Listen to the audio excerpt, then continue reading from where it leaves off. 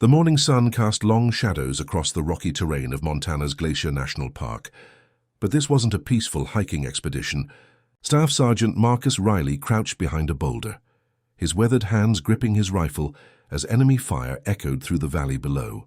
His unit of 12 soldiers had been pinned down for over 6 hours, their ammunition running dangerously low, and their radio communications had been severed since dawn. What started as a routine training exercise had turned into something far more sinister when a rogue militia group had ambushed them in this remote corner of the American Guy wilderness. Riley wasn't your typical soldier. At 34, he was older than most of his squad, and his quiet demeanor often made others underestimate his capabilities. Born and raised in the small town of Billings, Montana, he had grown up hunting elk and deer with his grandfather, developing an almost supernatural ability with a rifle. But military life had taught him humility, and he rarely spoke about his skills unless absolutely necessary. His fellow soldiers saw him as reliable but unremarkable, a steady presence who followed orders without complaint. The enemy had them surrounded on 3 sides, positioned strategically on higher ground, with clear sight lines down into the valley where Riley's unit had taken cover. Lieutenant Sarah Chen, the squad leader, had been trying to coordinate an escape route for the past hour. But every attempt to move resulted in a barrage of gunfire that forced them back into their defensive positions. The situation was becoming increasingly desperate. Hook number 1. What none of them knew was that Marcus Riley had been holding back a secret that would change everything in the next few minutes. A secret that even his commanding officers didn't fully understand, and one that would turn him from just another face in the crowd into their only hope for survival. Private Jake Morrison, barely 21 and fresh out of basic training, was starting to panic. This was his first real combat situation, and the reality of potentially dying in these Montana mountains was beginning to set in. He looked over at Riley, who seemed almost unnaturally calm despite the chaos around them. Morrison had heard rumors about Riley's background, whispers about his time in special operations before he had requested a transfer to regular infantry, but he had always assumed they were just military folklore. The enemy militia, estimated to be around 15 to 20 fighters, had been systematically picking off escape routes and tightening their noose around the trapped soldiers. Their leader, a former military contractor named Vincent Cross, had been planning this ambush for months. Cross had a personal vendetta against the military after being dishonorably discharged for excessive violence during overseas operations. He had gathered a group of like-minded individuals in the remote wilderness areas of Montana and Idaho, training them in guerrilla warfare tactics with the specific goal of targeting military personnel. Lieutenant Chen's voice crackled through the short-range radio that was still functional within their immediate area. Her tone was professional, but Riley could detect the underlying tension that came with command responsibility in life-or-death situations. She had been trying to reach their base camp for hours, but the terrain and likely signal jammers being used by the enemy had made long-range communication impossible. The ammunition count was becoming critical. Each soldier had started the day with standard loadouts, but 6 hours of intermittent firefights had depleted their supplies significantly. Riley carefully counted his remaining rounds, noting that he had been more conservative with his shots than most of his squad mates. While others had been laying down suppressive fire, he had been calculating angles and distances, waiting for the right moments to make his shots count. Morrison crawled over to Riley's position, keeping low to avoid sniper fire from the ridgeline above. His young face was streaked with dirt and sweat, and his hands were shaking slightly as he gripped his weapon. He had signed up for the military to serve his country and to gain valuable life experience, but nothing in basic training had prepared him for the psychological pressure of being hunted by people who wanted him dead. The enemy had been using psychological warfare tactics throughout the morning, occasionally shouting taunts and threats down into the valley. They had also been firing sporadically to keep the soldiers pinned down while conserving their own ammunition. This suggested a level of tactical sophistication that went beyond what most militia groups possessed, confirming suspicions that they were dealing with individuals who had formal military training. Riley studied the terrain around their position with the analytical eye of someone who had spent years learning to read landscapes for tactical advantages. The valley they were trapped in had limited cover, mostly consisting of scattered boulders and a few hardy pine trees that had managed to take root in the rocky soil. The enemy positions on the surrounding ridges gave them commanding views and multiple angles of fire, making any movement extremely dangerous. The psychological pressure was beginning to affect the entire squad. Sergeant First Class David Park, a veteran of 2 overseas deployments, was showing signs of stress that Riley had never seen from him before. Park had always been the backbone of their unit, the non-commissioned officer that younger soldiers looked to for guidance and reassurance. Seeing him struggling with the situation was having a ripple effect on overall morale. Private First Class Maria Santos, their medic, had been treating minor wounds throughout the morning, but she was also running low on medical supplies.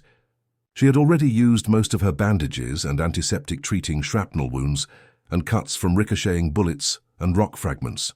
Her medical training had prepared her for treating combat injuries, but the prolonged nature of their situation was testing her ability to maintain adequate day care with limited resources. Riley's mind was working through calculations and probabilities that his squad mates couldn't see.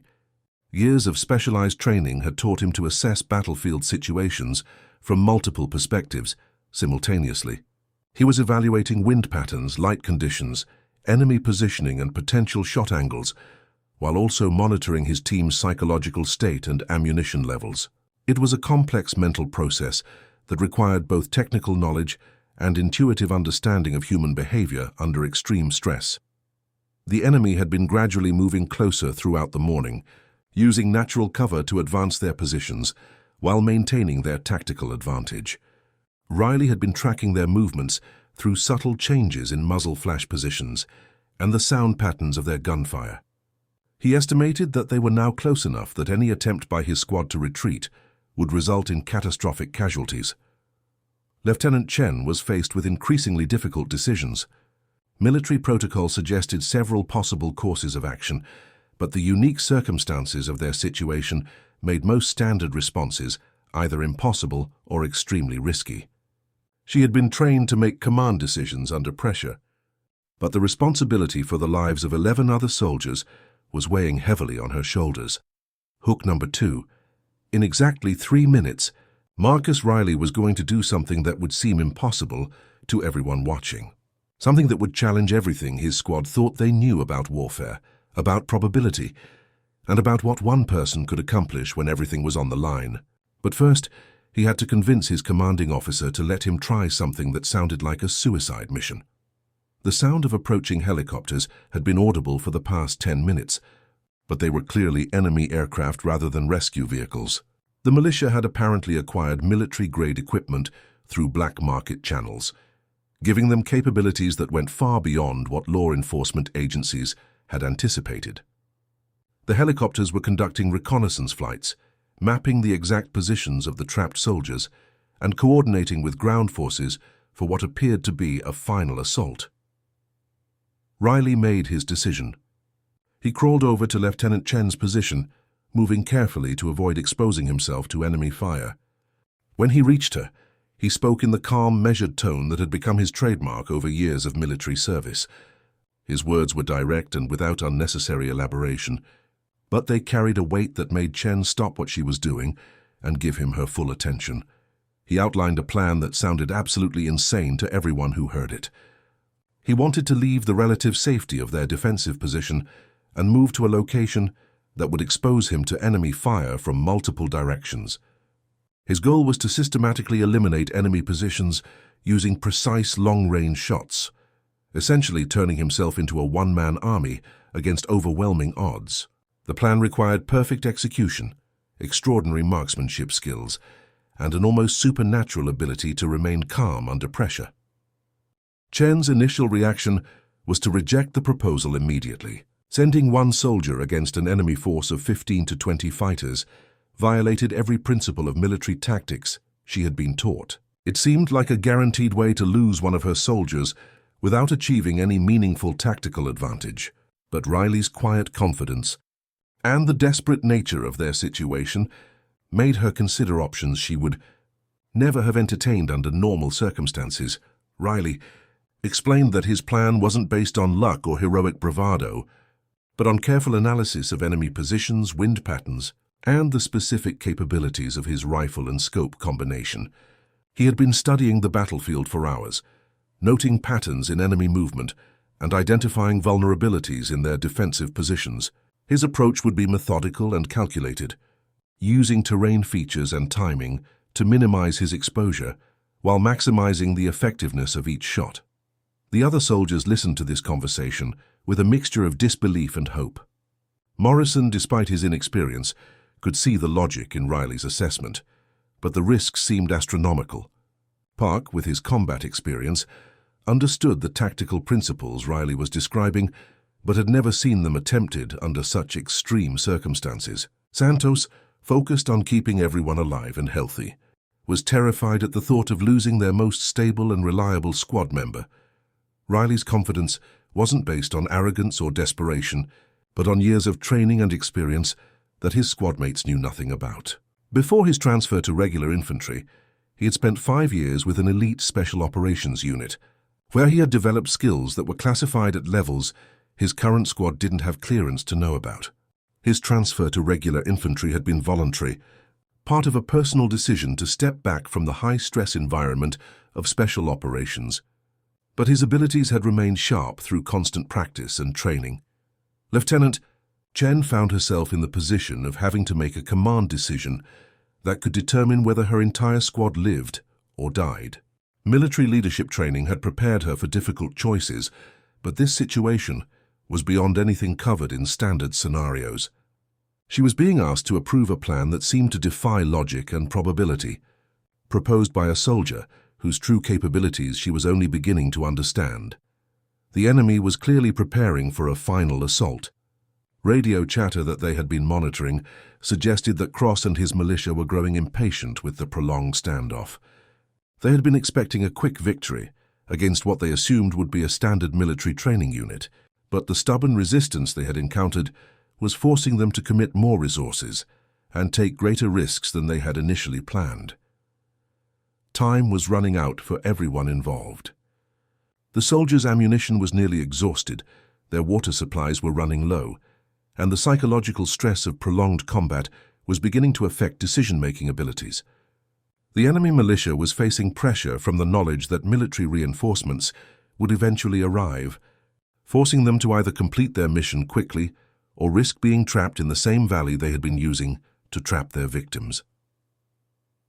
Riley checked his rifle one final time, running through the mechanical and technical checks that had become second nature over years of military service. His weapon was a standard military sniper rifle, but he had made subtle modifications and adjustments that optimized it for his specific shooting style and physical characteristics. Every component had been carefully maintained and calibrated to achieve the highest possible accuracy. Under field conditions, the plan he had proposed required him to move to a position approximately 200 meters from their current location, a movement that would expose him to enemy fire for at least 30 seconds. Once in position, he would have clear sight lines to most of the enemy positions, but he would also be visible to them. The success of the entire operation depended on his ability to engage multiple targets quickly and accurately before they could coordinate an effective response. Chen made her decision. Despite every instinct telling her that she was about to watch one of her soldiers die in a futile gesture, she gave Riley permission to attempt his plan. Her authorization was given quietly, without fanfare or dramatic speeches, but everyone present understood the gravity of the moment.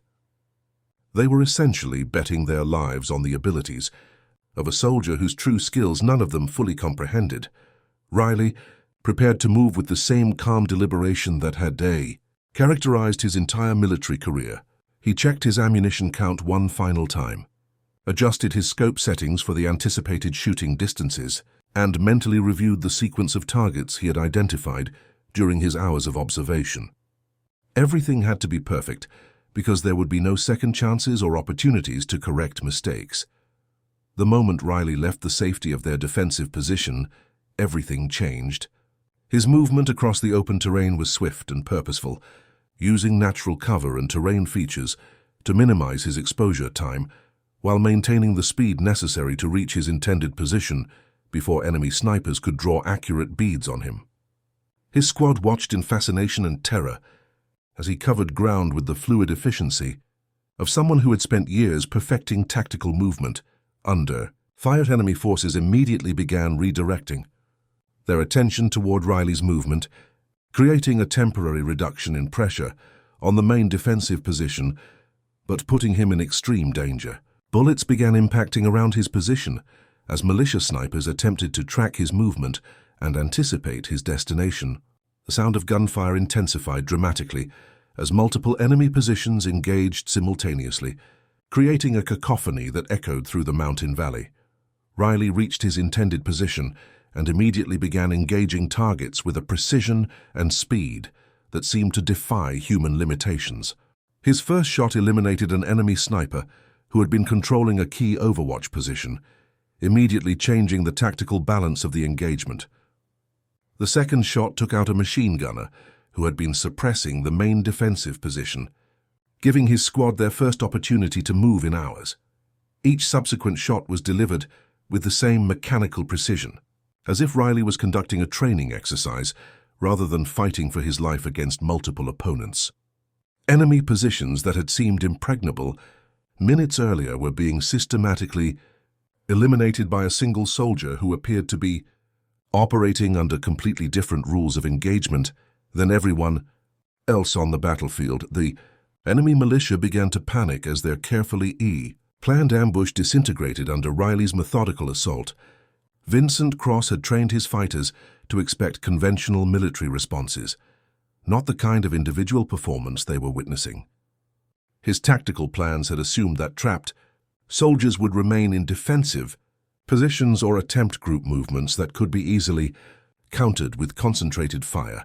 Riley's shooting exhibition continued with relentless efficiency. Targets that were barely visible to his squadmates were being engaged and eliminated, with shots that covered distances and angles that seemed mathematically impossible. The sound pattern of the engagement had changed from the chaotic noise of a prolonged firefight to the rhythmic precision of controlled, aimed fire punctuated by the distinctive crack of Riley's rifle. Private Morrison watched in amazement as enemy positions that had been terrorizing them all morning went silent one by one. His young mind was trying to process what he was witnessing, but it was outside his frame of reference for what individual soldiers were capable of achieving. The training scenarios he had experienced in basic training had never included examples of this level of individual tactical performance. Lieutenant Chen found herself in the surreal position of watching one of her soldiers single-handedly turn the tide of what had seemed like a hopeless battle. Her tactical training had included studies of historical examples where individual soldiers had achieved extraordinary results, but witnessing it firsthand was completely different from reading about it in military history books. The psychological effect on the remaining enemy fighters was becoming apparent as their rate of fire decreased and their movements became more defensive. Cross was shouting orders over radio communications, but his fighters were beginning to question whether their mission was still achievable. The methodical elimination of their positions was having a devastating effect on morale and tactical cohesion. Riley continued his systematic destruction of enemy positions with the same calm focus he had maintained throughout the entire ordeal. His breathing remained controlled, his movements were economical and precise, and his shot placement was achieving results that would have been impressive on a shooting range, let alone in active combat conditions. Every round fired was achieving its intended effect, leaving no room for wasted ammunition or missed opportunities. The tide of the battle had completely turned. What had been a desperate defensive situation was now becoming a rout as the remaining militia fighters began abandoning their positions and attempting to escape the valley. Cross's carefully planned ambush had been completely reversed by a single soldier whose capabilities had exceeded everyone's expectations, including those of his own squad mates. Within 20 minutes of leaving his defensive position, Riley had eliminated or neutralized the entire enemy force. The valley that had been filled with the sounds of intense combat was now eerily quiet, except for the distant sound of retreating vehicles as surviving militia members fled the area. The impossible had become reality. Through the application of skills that existed at the very Edge of human capability. Riley returned to his squads, positioned with the same calm demeanor he had maintained throughout the entire engagement. His rifle was still warm from the sustained firing, but his hands were steady and his breathing was normal. To his squadmates, he looked like someone who had just completed a routine training exercise rather than someone who had just accomplished what would later be described as one of the most extraordinary individual combat performances in military history. The rescue helicopters arrived 30 minutes later, but they were no longer needed for a combat extraction. Instead, they found a squad of soldiers who had witnessed something that would change their understanding of what was possible in warfare. Riley's performance had saved 11 lives and eliminated a significant domestic terrorist threat, but he received the attention with the same quiet humility that had characterized his entire military career, the after-action. Reports would struggle to capture the full scope of what had occurred in that Montana valley. Military analysts would study the engagement for years, trying to understand the combination of skill, training, and situational awareness that had made such results possible. But for the soldiers who had witnessed it firsthand, no analysis was necessary. They had seen what happened when extraordinary skill met desperate necessity, and they would never forget it.